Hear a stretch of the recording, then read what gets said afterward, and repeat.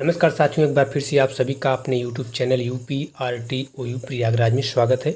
साथियों, यदि आप ओपन यूनिवर्सिटी CM में कर रहे हैं, वहाँ भी साथियों हिंदी सब्जेक्ट से, और आपका सेकंड सेमेस्टर है, कौन सा आपका सेकंड सेमेस्टर है, तो आज हम आपको इस वीडियो में बताने वाले हैं कि सत्र 2024 का जो आपका सेकंड सेमेस्टर है और सेकंड सेमेस्टर का जो आपका प्रोजेक्ट वाला पेपर है, जो आपका शोध प्रस्ताव वाला पेपर है, वह किस टाइप का आपका पेपर है, यानी कितने नंबर के आपका पेपर है और इसके टॉपिक आपको कहाँ पर मिलेंगे और कैसे कैसे आपको लिखना है, इन सब के बारे में एक एक करके पूरी जानकारी हम आपको साथियों इस वीडियो में देने वाले हैं। तो आप वीडियो के अंत तक जरूर बने, ठीक है। तो चलिए हम वीडियो को स्टार्ट करते हैं। तो साथियों देखिए, जो इसका पेपर है, जो आपका प्रोजेक्ट वाला पेपर है, जो आपका शोध प्रस्ताव वाला पेपर है, इसको आप UPRTO की ऑफिशियल वेबसाइट पर आकर असाइनमेंट में जाकर इस पेपर को आप डाउनलोड कर सकते हैं इस कोड के माध्यम से, जो यहाँ पे आपको दिया गया MAHI। इस कोड के माध्यम से आप इसको UPRTO की ऑफिशियल वेबसाइट से भी जाकर डाउनलोड कर सकते हैं।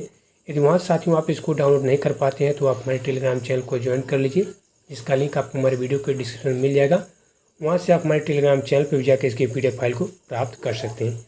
ये जो आपका पेपर होता है साथियों, ये आपका 100 नंबर का पेपर होता है। कितने नंबर का? ये आपका साथियों 100 नंबर का पेपर होता है, जो आपका प्रोजेक्ट वाला पेपर होता है। ये सेकंड सेमेस्टर का आपका प्रोजेक्ट वाला पेपर है।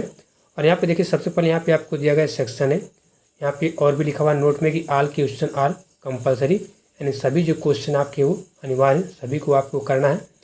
यहाँ पर देखिए आपको बताया गया है कि जो आपका शोध प्रस्ताव है, ठीक है, MA हिंदी MHI के जो आपके प्रश्न पत्र हैं 110 शोध प्रस्ताव वाला, इसके संबंध में सबसे पहले यहाँ पे आपको आवश्यक निर्देश दिया गया है। और यहाँ पे आपको बताया गया कि MA हिंदी के द्वितीय सेमेस्टर का जो शोध प्रस्ताव नामक आपका प्रश्न पत्र है, इसमें छात्रों को हिंदी भाषा, साहित्य, आलोचना, पत्रकारिता आदि से संबंधित किसी एक विषय पर शोध प्रस्ताव क्या करना है, आपको बनाना है। यानी आप चाहे हिंदी भाषा पर, ठीक है, चाहे साहित्य पर, चाहे आलोचना, चाहे पत्रकारिता पर, ठीक है, इनमें से किसी एक विषय पर आपको क्या करना है, अपना शोध प्रस्ताव तैयार करना है। तथा अध्ययन कार्य के साथ ही, यानी जब आप अपना असाइनमेंट जमा करेंगे उसी के साथ साथ ही आप अपना ये प्रोजेक्ट वाला पेपर यानी शोध प्रस्ताव वाला पेपर भी जमा करेंगे। और इनकी जो निर्धारित तिथि के भीतर अपने अध्ययन केंद्र पर आपको क्या करना होगा, जमा करना होगा। और शोध प्रस्ताव के स्वरूप के संबंध में आवश्यक निर्देश यहाँ पे आपको दिया गया है। इसमें देखिए आपको बताया गया है कि जो आपका शोध प्रस्ताव है, इसका विषय हिंदी भाषा अथवा साहित्य से संबंधित होना चाहिए, पहली बात। दूसरी बात, शोध प्रस्ताव हेतु जो आपके निर्देश होंगे वह स्टूडेंट के अध्ययन केंद्र के हिंदी विषय के जो आपके प्राध्यापक होंगे अथवा जो आपके काउंसलर होंगे वे होने चाहिए। उन्हीं के निर्देशन में जो भी छात्र होगा वह अपनी रुचि के अनुसार उपयुक्त विषय चुनकर, ठीक है, जो आपका विषय है उसको आप चुनकर उस पर आप अपना शोध प्रस्ताव अथवा शोध रूपरेखा बनाएंगे। शोध प्रस्ताव से सबसे पहले कवर पेज होगा, यानी जो आपका प्रोजेक्ट होगा, जो आपकी प्रोजेक्ट फाइल होगी, उसका सबसे पहले आपका कवर पेज होगा, जिसमें आपके विद्यालय का नाम, ठीक है, कार्यक्रम, जो आपका प्रश्न पत्र का नाम है तथा जो उसका कोड है, ठीक है, शोध प्रस्ताव का जो शीर्षक है, प्रस्तुतकर्ता जो छात्र है उसका नाम आपको लिखना है, नामांकन संख्या लिखना है, अपने अध्ययन केंद्र का नाम लिखना है, वह कोड भी आपको लिखना है। और साथ ही साथ शोध प्रस्ताव के जो निर्देशक हैं उनका भी नाम आपको लिखना है, वह पद नाम भी उनका आपको अंकित करना आवश्यक है। देखिए ये सब कहाँ पर करना है, ये सब आपको जो आपका फाइल होगा, जो फाइल का आपका फ्रंट पेज है उस पर साथ में ये सब आपको टाइप करना है, उस पर ये सब आपको लिखना है। और अगली जो बात साथियों वह है कि कवर पेज के बाद आपका प्रस्तावना होगा। प्रस्तावना के अंतर्गत आपको शोध के जो विषय होंगे, जो शीर्षक होंगे, उनका महत्व और उपादेयता के बताते हुए आपको शोध प्रस्ताव के विषय से संबंधित पहले से विद्यमान जो आपके शोध कार्यों का उल्लेख होगा, ठीक है, वो आपको करना होगा। फिर अपने वर्तमान शोध अध्ययन के अंतर्गत इसमें जो प्रयोग की जाने वाली शोध पद्धति का है उसका आपको विवरण देना होगा। और शोध योजना को लगभग आपको 7 से 12 अध्यायों में विभाजित करना होगा। और शीर्षक तथा उपशीर्षकों की सूची भी प्रयुक्त की जानी आवश्यक है।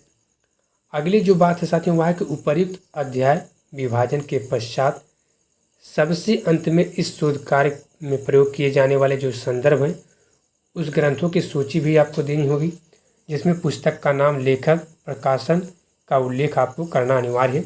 शिक्षार्थी यानी जो भी स्टूडेंट है, यह शोध प्रस्ताव कुल मिलाकर 12 से 20 पेज, कितना होगा 12 से 20 पेज, यानी प्रति पेज आपको 250 शब्द लिखने होंगे, ठीक है। और शोध प्रस्ताव का मूल्यांकन 100 अंकों में निर्धारित किया जाता है, विश्वविद्यालय द्वारा तय की गई है मूल्यांकन की जो नीति है उसके अंतर्गत आपको इसका जो है कार्य किया जाएगा। यदि कोई छात्र निर्धारित अवधि यानी अधिन्यास जमा करने की अंतिम तिथि के भीतर शोध प्रस्ताव 2 प्रतियों में अपने अध्ययन केंद्र पर जमा नहीं करता है तो उसका उस सेमेस्टर का जो परीक्षा फल है वह अपूर्ण रह जाएगा। तो कहने का मतलब यह साथियों कि आप अपने अधिन्यास के साथ साथ अपना प्रोजेक्ट फाइल भी, अपना शोध प्रस्ताव भी जमा करेंगे। प्रत्येक अध्ययन केंद्र पर जमा किए गए जो शोध प्रस्ताव होंगे वह एक प्रति केंद्र को, जो केंद्र के समन्वयक होंगे, उनके माध्यम से मूल्यांकन हेतु विश्वविद्यालय में भेजा जाएगा। और नोट में देखिए आपको बताया गया कि शिक्षार्थी को शोध प्रस्ताव मुद्रित रूप में 3 प्रतियों में बनाना होगा, जिसमें 2 प्रतियां अध्ययन केंद्र पर जमा करनी होंगी तथा 1 प्रति शिक्षार्थी स्वयं अपने पास सुरक्षित रखेगा। तो हमें उम्मीद है कि आपको पूरी जानकारी साथियों मिल चुकी होगी कि यदि आप अपना प्रोजेक्ट फाइल बनाते हैं, ठीक है, यदि आप अपना प्रोजेक्ट फाइल बनाते हैं तो कितने पेज में आपको इसना तैयार करना होगा, ठीक है, कितने पेज में आपको इसको तैयार करनी होगी, कितनी प्रति आपको इसकी बनानी होगी और क्या क्या आपको बातें ध्यान में देनी होंगी। यदि आप इस वीडियो को पूरा देखते हैं तो हमें उम्मीद है कि आपके सारे डाउट इस वीडियो में क्लियर जरूर हो जाएंगे। बाकी साथियों इसके अलावा भी यदि आपके मन में कोई डाउट संदेह रह जाता है तो आप हमें कमेंट बॉक्स में कमेंट कर सकते हैं, हम आपके उस डाउट को क्लियर जरूर करेंगे। तो फिलहाल इस वीडियो में इतना ही साथियों, नमस्कार, जय हिंद।